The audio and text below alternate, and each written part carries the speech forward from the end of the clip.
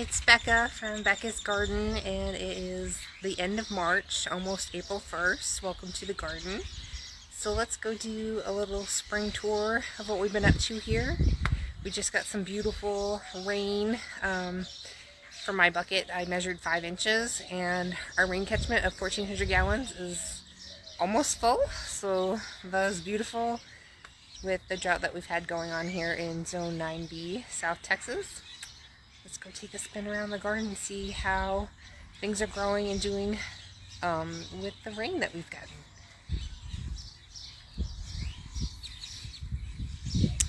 Hubby's helped me so much with changing things up for the season. We got a peach tree fruiting out. And this is just a kind of a teepee trellis over here, over a 2x4 frame with our cucumbers. And we just have some different things growing, some elephant ears. I think that's called jade. Spider lilies. This is our vitex. Some snake plants. The pollen's falling everywhere, and so have leaves, so it's kind of been a battle. There's our little pool, and we changed things up a little bit. We planted or moved all of our asparagus to this cinderblock raised bed. I think it's going to do really good here. In the wintertime, it doesn't get as much sun, and the asparagus doesn't really need it then because it's dying back. And it can take full sun and drought type conditions, and it did really good in our hottest spot in our yard. And then instead of moving this bed and taking it apart, we're really tired and decided to move the asparagus plants here. They were 2 years old when we bought them, and we've had them for about 3 years, some of them, and some about 2 years. So some are closer to 5 years old, some are 4, and just harvested a little bit when we moved them, and then we're going to let them fern out and maybe harvest next season. And then we had a raised bed along here that used to have tomatoes, and just covering up, trying to keep the birds out has been a challenge, I'll say, and trying to figure out the cost of that and how we would do that. So instead we got a 10 by 13 chicken coop hoop frame, reinforced it with some EMT conduit and extra cattle panel that we had, and some agricultural shade cloth, and just moved that bed here over a scoot, and then made wider beds in a U-shape inside, so I have 27 feet of growing space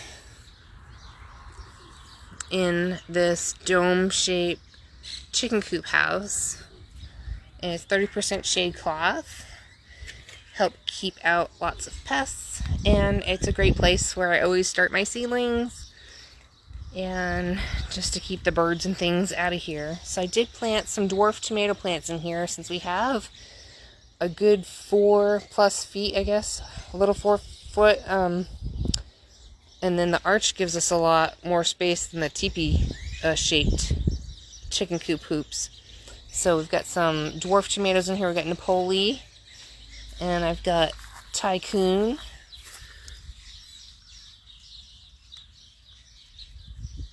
These guys were started from seeds, so they're a little far behind. We got some pomegranate trees started. I have another Thunderbird dwarf tomato plant. So these all produce within about 70 days. We have Carmelo. Super excited to see that one at the nursery. It's supposed to be an excellent variety. And then also we have the Phoenix. And did I lose the tag? Anyway, I might have lost the tag. But these are all Phoenix tomatoes. And just like I said, I have a bunch of seedlings in here.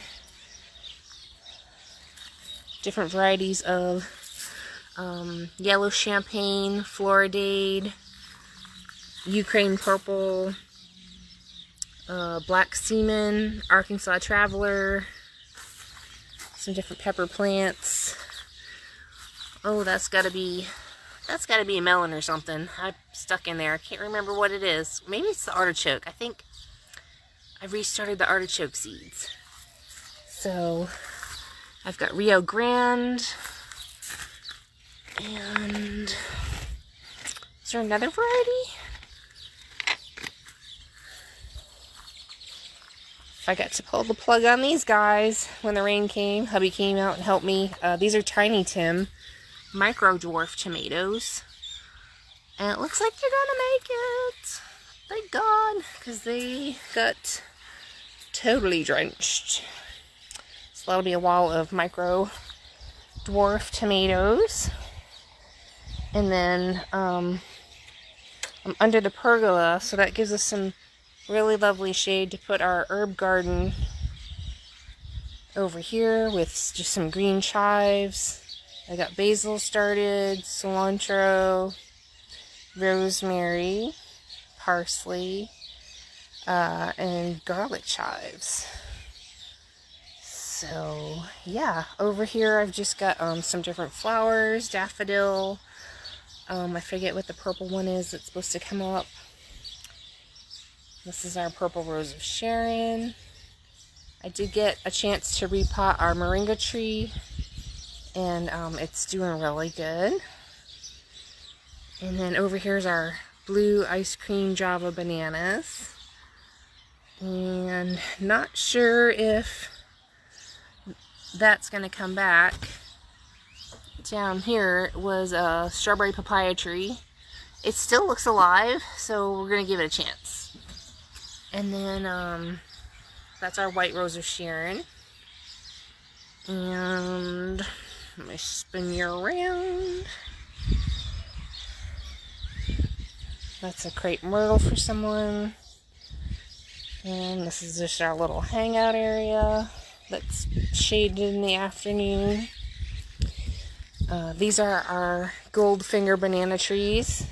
They have this really pretty striping,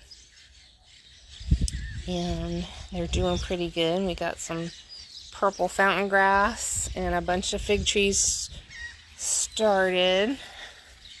Like I said, we're still cleaning up and organizing, but we did get some free patio pavers from a neighbor, and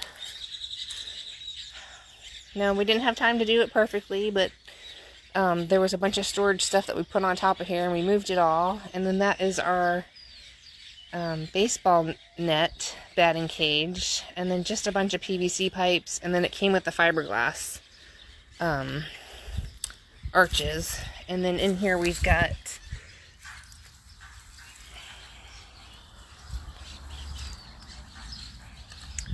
I've got my yellow squash in here, finally popping up. And then the blueberries are doing really good. This is the sunshine blueberry that we got at Lowe's. So there's some really cute blueberries on here. I'm not sure how big you're supposed to get. I'll have to go check. But yeah, so this has to have a special soil mix, more of an acidic, really draining. And then I usually have been watering them about every 2 to 3 days. They need to be dry, and I add about 2 tablespoons of white vinegar distilled to 2 gallons of water, and then about once a week I'm adding the AgriGrow Life liquid organic fertilizer, about a capful to that. And yeah, so that's doing real good. And there's our Meyer lemon, and then our Miss Figgy purple fig trees Waylon cut back, and they're bushing out real nice.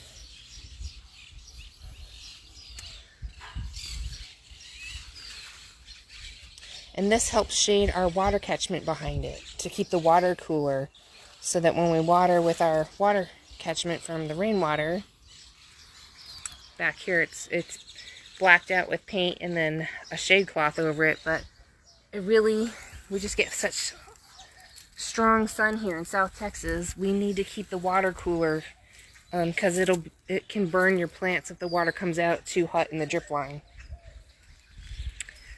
Here's our original hoop house with cattle panels, 3 cattle panels, and we didn't know we were going to be putting shade cloth on, but we put chicken wire originally and some rabbit hard cloth on the front because that's what we had left over, and we ran out of the chicken wire, I think. And yeah, so the little finch birds can squeeze their way through, so we put shade cloth, and it actually worked out for our benefit. And then so this ended up becoming over here our greens house with kale and Swiss chard that I've overwintered. My lettuce is almost done, as you can see. It's almost starting to bolt. Been really enjoying the lettuce since about November when I planted it.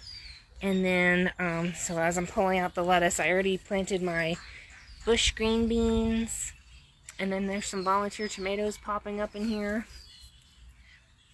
And yeah, so I've got my bush green beans popping up. And then I've got some tomato varieties that I'll be planting in this side. And we've got serrano peppers and just a bunch of bell peppers and some volunteer tomatoes. So this will be my bell pepper area. And then on the walls I got some hanging planters from Amazon that have worked out really well. So I still have some collards, which probably need to come out soon.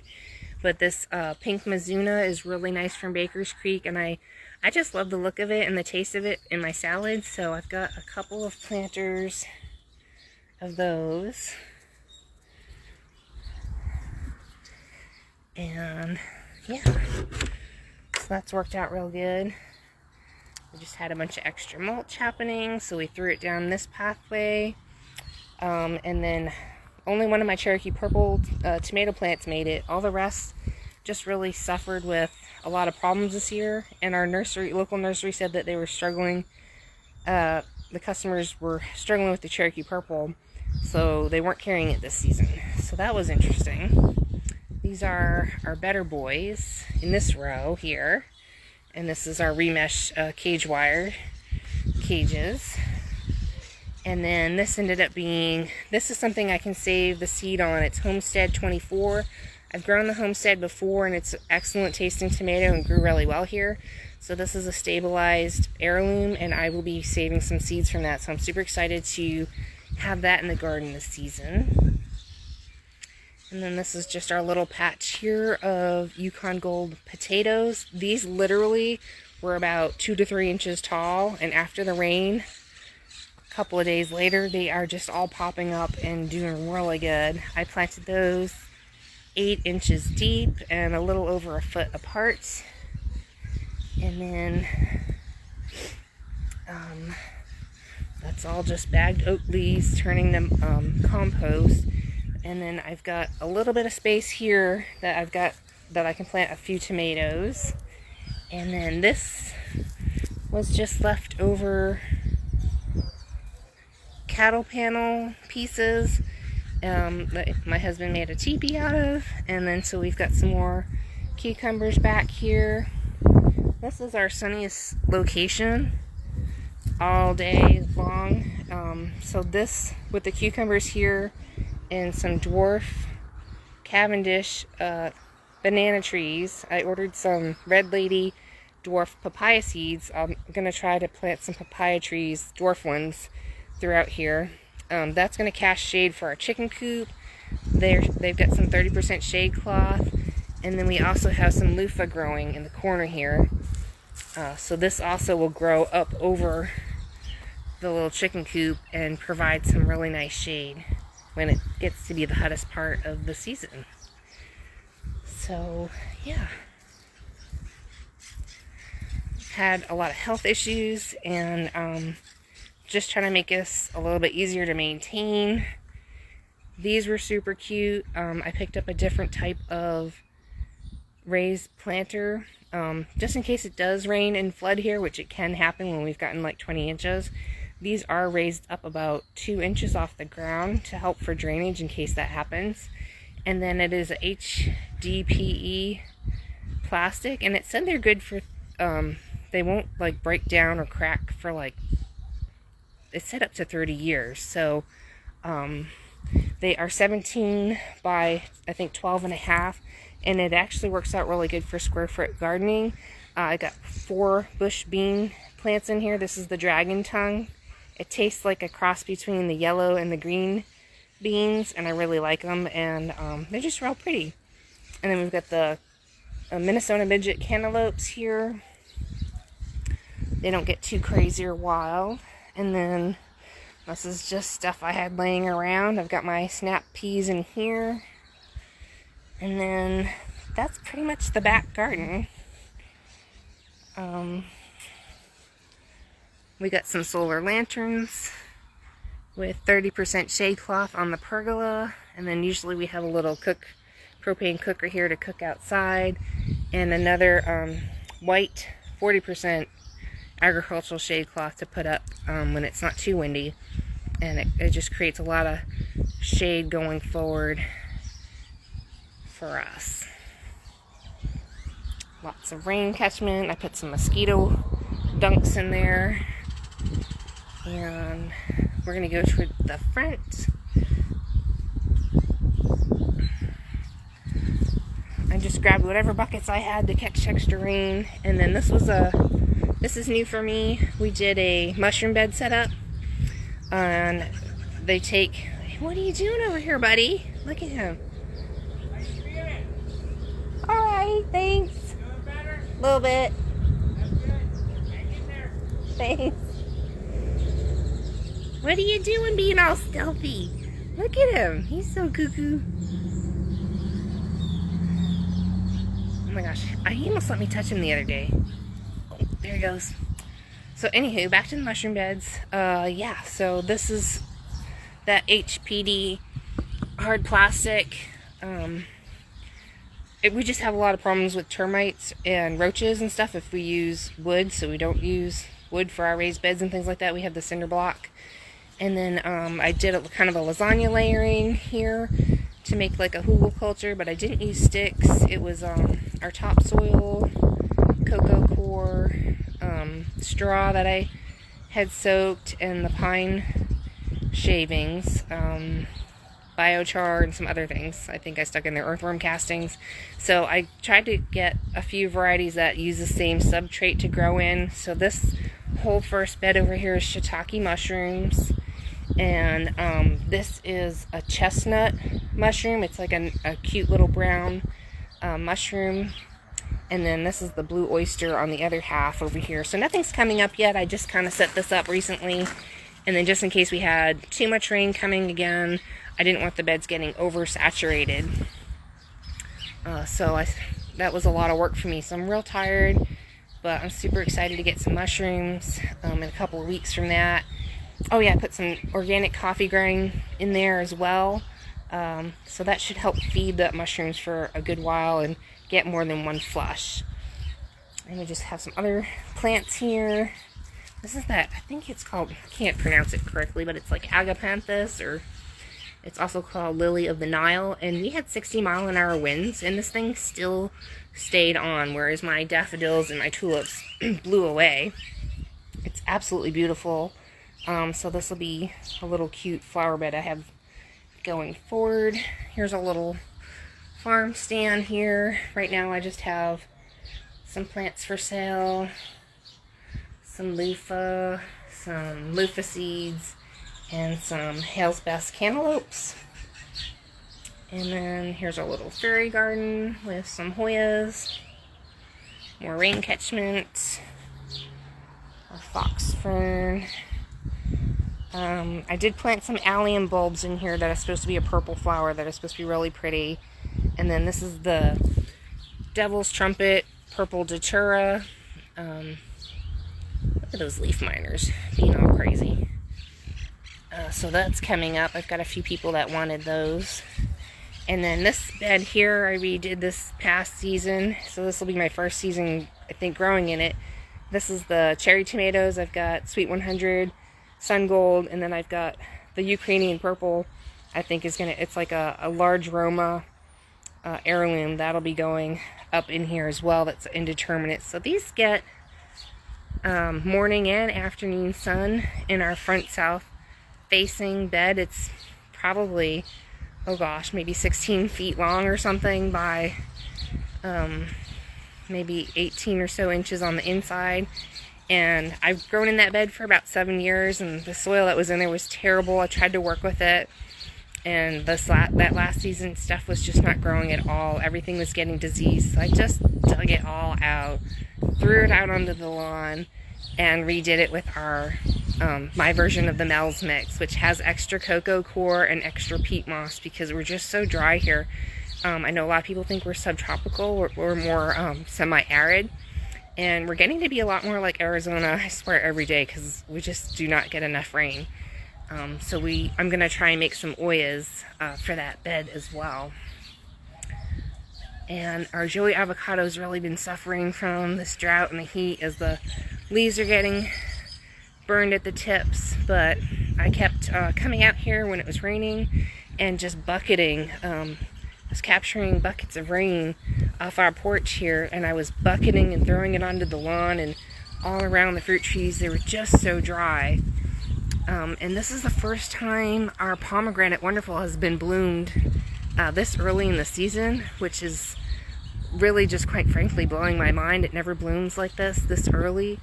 They usually bloom around like July to August, and then we get to harvest in like October. So it is just loaded with pomegranates right now. Maybe because of the drought it threw it off, and then all this lovely rain, it's just really taken off. So, and that's a LSU Gold fig, and then back here is one of our grapevines, and then that's also where I planted the Hales Best cantaloupe at the bottom. This bed was super dry, y'all. I mean, there was no moisture in it at all, even though I've been watering best I could. So hopefully this rain, and I bucketed some water over here, things are starting to bloom. And then just kind of, we grew pumpkins here one year and just kind of let them trail out all over the yard. So hopefully we'll get some lovely cantaloupes here as well with our purple rose of Sharon. And I forget what type of grape this is, but it's a light purple, and it was really, really lovely and sweet. So we're gonna be planting another one.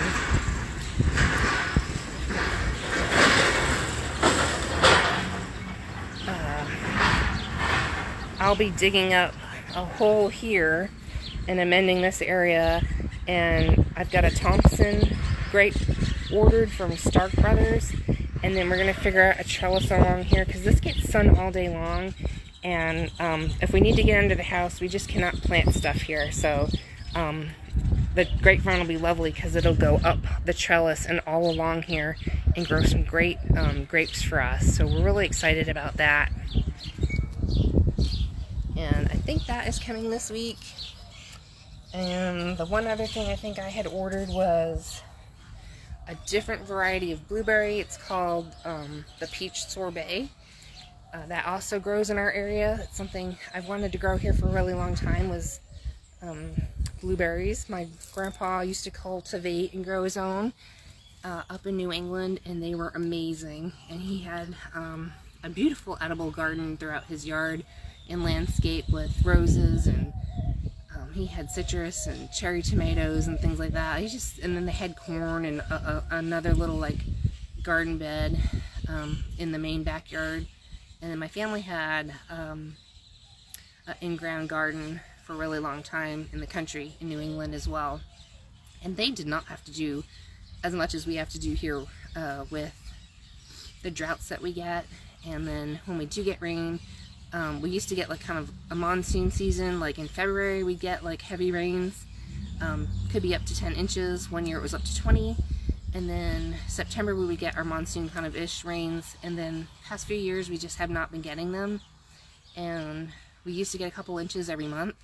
I honestly don't remember the last time it rained. It's probably been well over 6 months. I don't even know anymore. It's just so anyway, we're gonna be trying to save up for a bigger rain catchment. I really like I think they're inderteminate, the tan ones, the tan rain catchment totes help keep the water a little bit cooler versus the black ones. And I'm thinking the biggest size I think they have is 3,100 gallons, so we'd probably at least get one of those, and that would maintain what we water here, how we ration things out, and try to be really conservative about our water. And then what I noticed about when we put the pea gravel down, because our yard tends to like flood, but then it all kind of either angles out towards the main driveway and goes down towards the roads and the drains, or it heads down the back hill alley. So a couple of things that we've addressed here at our home property was capturing as much rain as possible when it does fall, and creating a wicking bed system without actually doing it the way other people have done it. So let me just talk about that a little bit. This is the hoop house here, and there's 4 inches of pea gravel inside. And the cinder blocks are not glued together or in any way, shape, or form. They're like Lego blocks. We could move them or take them apart or anything like that. So that allows for water to drain out. And also the Mel's mixture that I put in here, like I said, has extra cocoa coir and extra peat moss. And so what that does for us is when it does rain, we have the pea gravel here where the water flows out. And what happens is the water gets sucked up into our raised beds. And then if we even flooded this area, it wicks up into the beds. And anything that's too much actually just flows out. And I haven't seen it flow out yet. So maybe when we got like over 10 inches in a day, one time it actually flowed out. But this is a little bit bigger raised bed system that we have than the last time. It's a little more than double the size that we used to have in here with the other hoop house.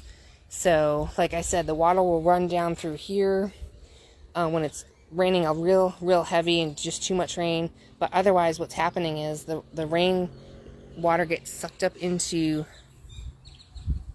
our beds, and it stays where the pea gravel is. So, and we don't do wood chips or wood mulch because, like I said, cockroaches and termites is a problem here. So we are doing the pea gravel, but it holds some moisture in the pea gravel, and I'd love to get more pea gravel, but we haven't been able to do that yet. Same here is it'll filter it through here. Same over here. We have a heavy layer of rocks and play sand over here, and it holds the moisture here, and it wicks up into this bed, and it wicks up into this bed. And then over the years, it's been 8 years gardening here, we've just been tilling in lots of oak leaf mold compost. And this season, the drought was so bad, we did add cocoa coir and till that in. I think cocoa coir and some peat moss. And when it rained, there was no water coming out. It would run down to our alley, and then right now it captured every bit of rain that we got. Without drowning our plants. So this has been, and I can still walk on it. I'm not sinking at all. Over here I sink in a little bit because this was tilled. Hubby decided not to till this one row right here, just so I could walk through and not sink in. But we've been able to capture every bit of water that fell. So that was really exciting. And then we shouldn't have to water for quite some time. We'll come out and check the moisture levels, in the ground. It looks a little dry and crusty on top, but when you dig down, there's a lot of beautiful moisture, and then it breaks apart. So that's really what you want. So, anywho, it's just been a lot of seasons of just preparing really hard clay. And working with the land and the soil and the way the water flows here at our property to just capture as much as we can and utilize that rainwater for the plants. So, thanks for joining me today, following me around our garden and seeing what we're growing this season in 2025. If you guys have any comments or let me know what you're growing this season. I'd love to hear about it. We kind of grow the same things every year. There's a few different things we're growing this year that we're really excited about. The mushrooms, the peach tree, and the blueberries. Really excited for those. So we'll see how those do, and we'll share with you guys how they're doing in a later video. So thanks for hanging out with me today at Beccas Garden, and we'll see you next time. I'm always getting dirt on my hands and my nails. Anyway, see you guys next time. Thanks.